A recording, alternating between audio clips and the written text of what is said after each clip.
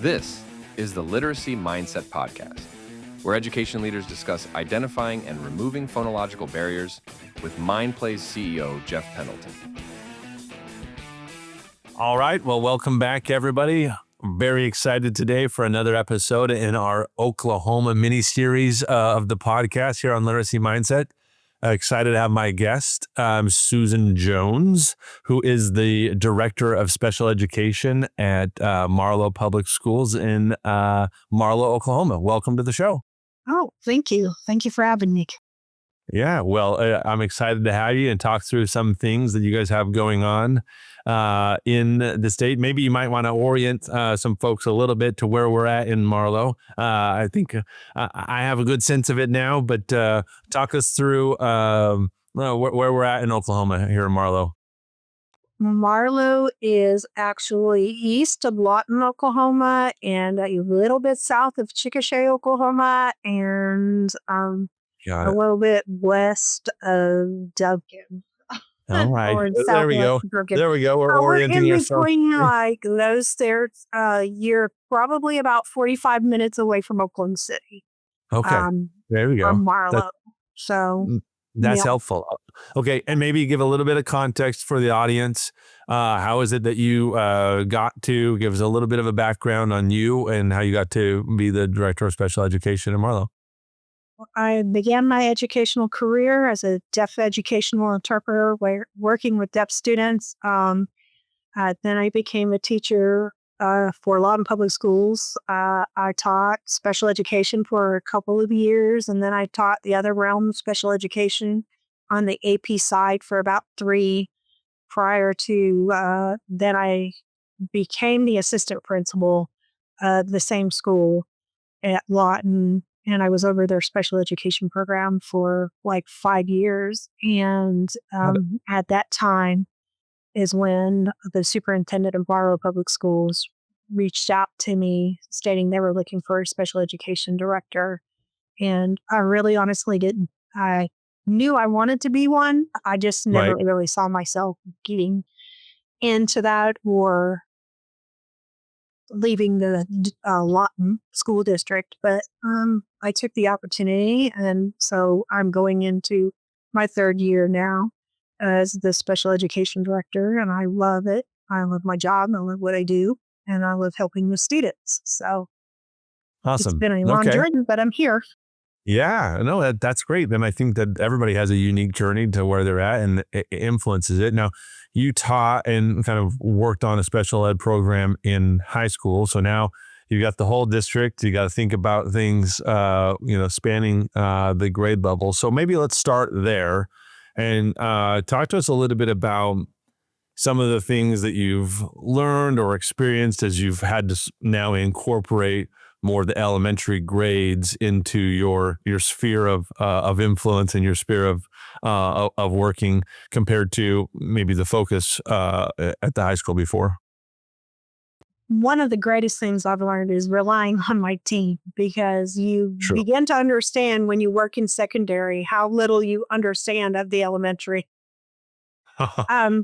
Early literacy, relying on the team down there, the principal, the counselors, the early childhood teachers, the reading specialists, and relying on your team to help you understand. One of the biggest things that I noticed in my journey was when I began as a deaf ed interpreter, we were doing sight words and memorization of words, and that's how you were learning reading. And when I came here and started working with the elementary ages as the director, there was a more focus on phonetic sounds and phonetic decoding and phonics. Just phonics, And so the science of reading kind of like shifted in my brain. Yeah, it did. And so having to readjust my experience prior to before to now my experience now has been the biggest thing I've learned is to just there are aspects about that acquisition of reading skills early on that that maybe aren't as evident in the once you're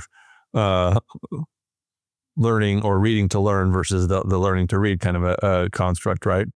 Yes. And coming from a hearing and deaf and hard of hearing background where students aren't really hearing phonetic sounds and their quest on learning and learning how to read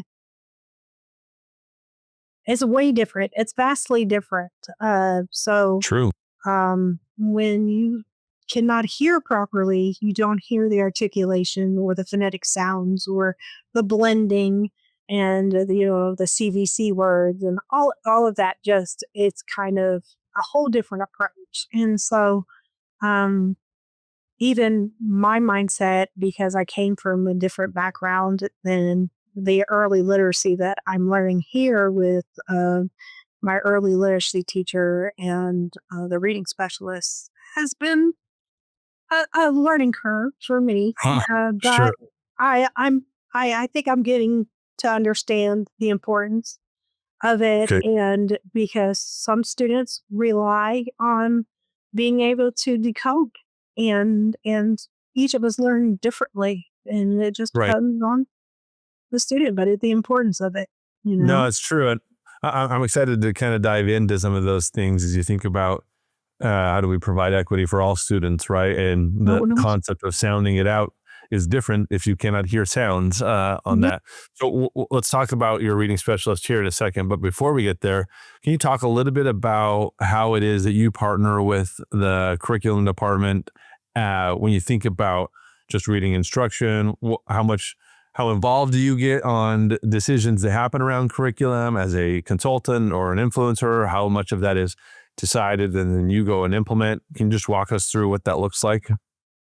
Well, I get asked, they ask me my opinion on Sure. it, but I am not in the decision making process of the curriculum.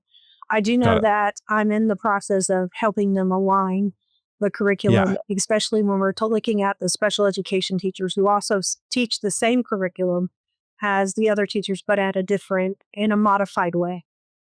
And Right. so they ask for my So input they in come to you that. as a consultant.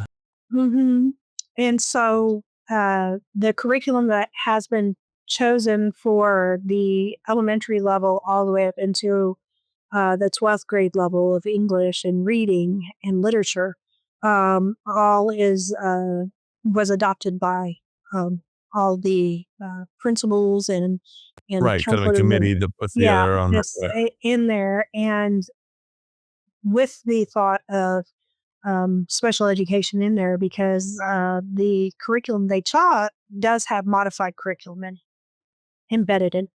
And so that helps our teachers with their lesson planning and with their teaching and uh, reaching students who might be, in some cases, 5 grade levels below. And in Right. some cases, too. It just depends on the student. And so they're Yeah. able And I to think, adapt it for them in right. that in that way because of the curriculum they did choose for. And that's why it becomes so critical for you to be a voice in the curriculum Mm, process because you help represent students all across the bell curve, right? On the outliers, all of the learning that happens, and I think it's important for that to happen. I love hearing that. Marlow's a little bit smaller. You got about 1,300 kids total, right? An elementary building, middle school, a high school. Are there some major differences that you see in a small district like Marlow compared to maybe your time working at Lawton, and are there ways that you can kind of describe those differences? the largest difference is that one person could wear many different titles and hats, Right, even though in a smaller district than they do in a larger district. They're able to develop actual departments like the curriculum. You speak of a curriculum department. We really don't have a department that's curriculum. It's all right. the admin getting together and Making discussing. curriculum decisions. Yes, and making decisions as admin in there Right. for their particular buildings and with my input because I oversee all of them. But they're the admin that are over each individual campus know their campuses very well, and I know Right. exactly what their student bodies need. And I know special ed, so I come in with that perspective. But as a larger district, you've got more. Everybody sort of assumes their role Yeah. and fulfills their role well, and that's how it helps the And they have district one run. particular role, and they focus in on that particular role. Right. And so your, I guess, pool of people are larger. It's not different in the fact that we aren't meeting everybody's student needs. We are meeting all the student needs. It's just that one person particularly probably has multiple roles to help the district to reach those goals Makes sense. and reach those students. And so that's the largest thing that I think, Yeah. and culturally understanding that when I came here. Yeah. Because I I bet worked so long in that larger district, and I came a here. little bit of a transition to Well- figure it out, but I agree that this like team approach amongst an admin or leadership team can be very, very strong culturally and can really Mhm. produce outsized gains at times because of how well you can function together. Well, let's go back to then the reading specialist. Your small district sometimes makes it a little bit challenging to fund things that happen or exist at some of the larger districts, but it sounds like you guys have actively advocated and therefore have reading specialists that exist at the intervention level. You want to talk about that a little bit? Yes, they were. We had Title I reading tutors prior to Okay. that. Last year, the superintendent felt like in order to help our students and help with stronger interventions to add a position of reading specialists and then hire two. And so that we can reach students and we didn't have to limit which students we were able to serve. Because when you only have one, you only have a certain amount of students you can Right. see as one person. Right. So we're all limited to being able Limited to only capacity, do what right. one person Well- can do.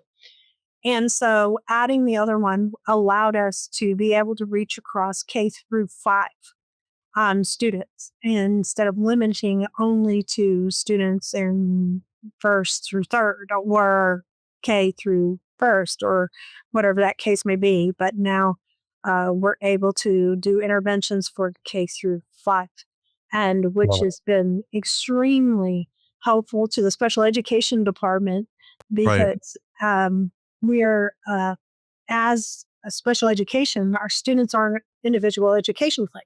And everybody knows that's federally funded. Right.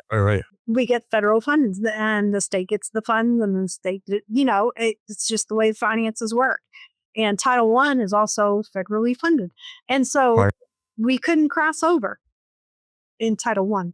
So when they added reading specialists, it helped special ed get extra assistance for our IEP students because now they are reading specialists and they're not Title I Right. funded. And that's how you have to get creative sometimes and try to figure out how to leverage resources. Yeah. That is helped. And of course, students who are not on IEPs, who don't get that extra services, you always have to look at your resources and say, okay, this student is getting that extra help from the special ed teacher. This student does not have an IEP and really needs the intervention of a reading specialist. And so we use that totality of data, like I like to say, in seeing who needs and what. And it's sometimes a heavy weight to look at a student and say, we weigh your need and this need. But we want to ensure all our students have the equal opportunity to access the learning of reading. And so if that means an IEP student might need that extra assistance of the reading specialist, then they get that. If they don't, then they get that need met through a special education teacher. And if there's another student out there that doesn't have that access, we want to get them into the reading specialist. So we want to be have equal access to all students. And I think that our superintendent has found a way to do that. And is very grateful to him for that. You have to take your hat off to it. And again, I think that's one of the the beautiful things that you see across rural schools across the country is creative funding, and how do we think about this, but also just where are our priorities. And in this case, the priority is reading matters. Reading is going to matter to us, and we're going to show that with where we're going to put dollars. So Yep. hats off to that. Yep. You guys talk a little bit about sort of how you partner with other small districts. Like, I think that's a beautiful thing too about small districts across the country, is like really partnering or working together. Tell me about these the Red River transitions that you speak. There was a name that you referred to, your consortium, right? Well, we call ourselves the Red River Transition Group. And so basically, it's the special ed directors and the counselor for Department of Human Resources, DHS. And so we partner all together to look at work and community-based learning for students with severe to profound disabilities. And all our students have access to any of these that are on IEPs and 504s, have access to these resources. But we focus a lot on helping each other out and coming up with ideas. For example, one of the directors here in the director of Comanche, she has like a wonderful idea of us doing almost like a co-op transition program, because each of us might have one student who is graduating into the transition program at the age of 8 to 22. And so we would all house them in one location and bus our students there. And we would have one teacher who kind of services all the districts that are smaller around. And she's working diligently on trying to do that. And we support her and help her. And she supports and helps me with the transition resource fair for parent outreach, and to get all the vendors here that are of the different agencies around Oklahoma, and that can help and promote student resources upon graduation and into their adulthood lives. And not only that, but help with transition from early childhood into elementary, and elementary into middle, and middle into high, because there's transitioning happening all the time. Constantly transitioning. It isn't just after they graduate. Transition happens way before that, from the home into pre-K, into first grade, into third grade. There's transitioning a lot. And so we try to help our students with all of that, not only life skills and work adjustment training and all the different programs like that, but also with educational transition. That makes sense. Campus, whatever. Does that fair happen once a year? Is that kind of how you do this resource fair? Yes. We started it a couple of years ago, started it on Marlow school grounds. And then last year we moved it to the Red River to invite all surrounding schools to that fair, to a resource fair, because I don't want parents to think it's just for high school graduates. It's actually for all students from age 3 to adulthood. Right. And so it's available for all our students who are on IEPs and 504s. And so a lot of people have a misconception. And so we really are, as directors, trying to educate the parents as much as we can, and really reach out. And community involvement has been vital to the success of Marlow's public schools special education program. For example, I love hearing that. And you're making an effort, and you're putting forth activities and engaging with the community, and it's a critical function that sometimes we don't always understand as we talk about a literacy journey. But it is a community effort. It talks about you need to have understanding, and you need to have resources and education. So kudos for that. Well, we could spend a lot of time talking about more things. We mostly run out of time, but I want to save a little bit of space to get your thoughts on the future. So I'm going to cheat here. Instead of doing 2 more questions, I'm going to do 2 parts to 1 question. And that is, tell me your thoughts on the future in this lens. One is, what worries you a little bit about the future of education or special education? And what are you most excited about? Um, I wouldn't say that I'm worried. I guess worry and concern can be in the same category. Um, Sure. but I I do sometimes worry a lot about. I guess I don't speak for other directors or anything like that, but I can speak for myself that a lot of um, laws are passed, and it feels like they're not talking to the directors People that about actually some implement of the these. laws. Right. All right. And some are great, and then some are like you just added like 10 more workload on the teachers, um, and so I think my greatest concern would be there needs to be a little bit more communication Mm, between lawmakers and the yeah. And the actual actual districts. implementers and districts in Yes, the. the people who have to actually put it into practice.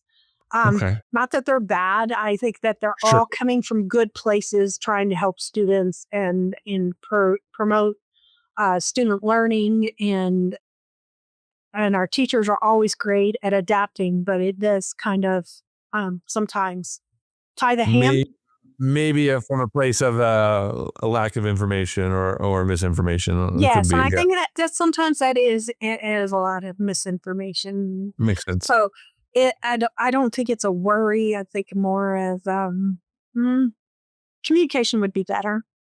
Okay. That that mm, That's fair, and not unfamiliar in our space to have no. those concerns. What excites you the most about the future? What excites me the most is that more people are becoming aware. I think I look at all of the education that's going on about different disabilities, and autism awareness is at an all-time high, and Right. awareness of emotional and mental health, and the awareness of just people being aware that those are disabilities out there, and that there is every student has the opportunity to learn and grow, and I have never I guess I wouldn't be in education if I didn't think this, but I believe our student has the opportunity and can learn. I believe our student can learn. That is my passion, that every student can learn something. And so I think that that's what excites me is that more people are becoming aware of our students Of and just the loving capacity on of everyone. them and actually accepting and understanding has grown. That excites me. It excites me that our community is actually there's a business that actually reached out and said, you know what, I'm going to let your students come here and get work experience. Wow. We've had that opportunity present itself. We've had like our Lions Club donate money to us and say we will partner in raising money for whatever you need, and though that the awareness has really created open doors and opportunities for not the SPED department itself, but all the kids that are part, all our students, Right. and so that's exciting to That me. is exciting. That and I love it. I could feel your passion as you're talking about that. Thank you so much for sharing. Thank you for spending time with me today on the Literacy Mindset podcast, and hope we get a chance to talk again soon. I hope so too. Thank you very much for having me. I appreciate the opportunity. If you enjoyed this episode, we'd love to hear from you. Learn how we help students by identifying and removing phonological barriers at mindplay.com.